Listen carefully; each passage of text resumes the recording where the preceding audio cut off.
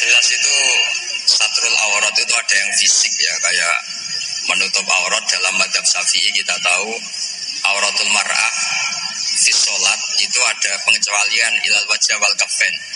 Tapi kalau kharijah sholat adalah jami'u badaniha dalam madzhab Syafi'i. Tapi dalam sebagian ulama mengatakan ilal wajah wal kafain tetap termasuk istisna di luar sholat.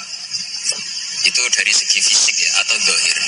Tapi sebetulnya juga harus dilakukan satrul aurat secara maknawi, menutup sesuatu yang buruk.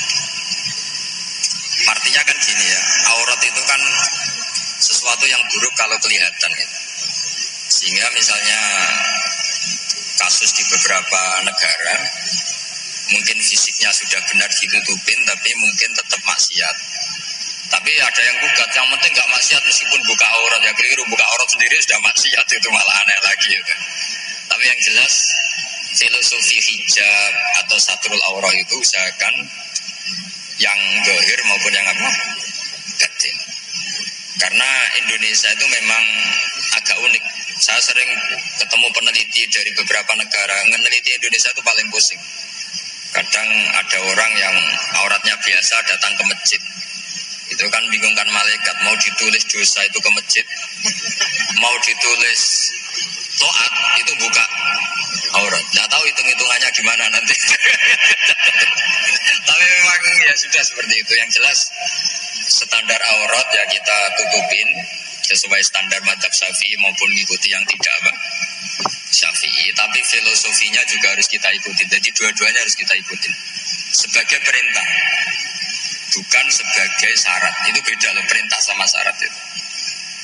Sebagai perintah, bukan sebagai syarat. Kalau sebagai syarat itu begini, syaratnya orang Islam itu harus nutupi aurat begini-begini. Nanti kalau yang nggak gitu dianggap tidak Islam, itu menjadi ekstrim.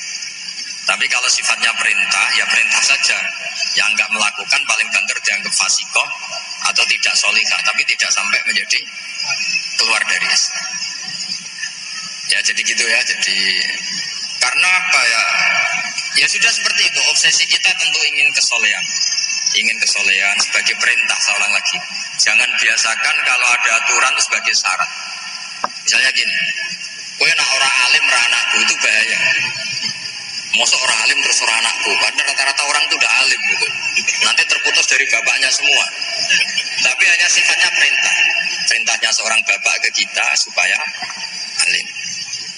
Makanya ulama mengatakan perintahnya Allah.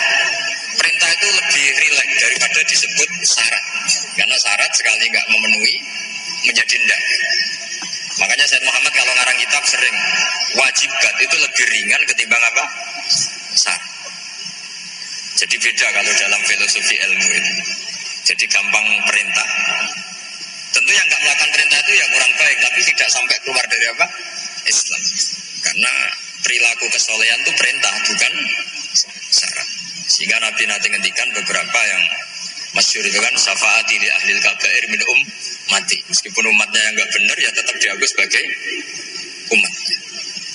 Jadi beda perintahnya Nabi sih semuanya kalau bisa soleh, harus bisa soleh. Tapi tetap ini sifatnya perintah, bukan syarat. Nggak bisa kamu mengatakan syaratnya orang Islam itu dalam beraurat begini, syaratnya soleh nggak pernah maksiat.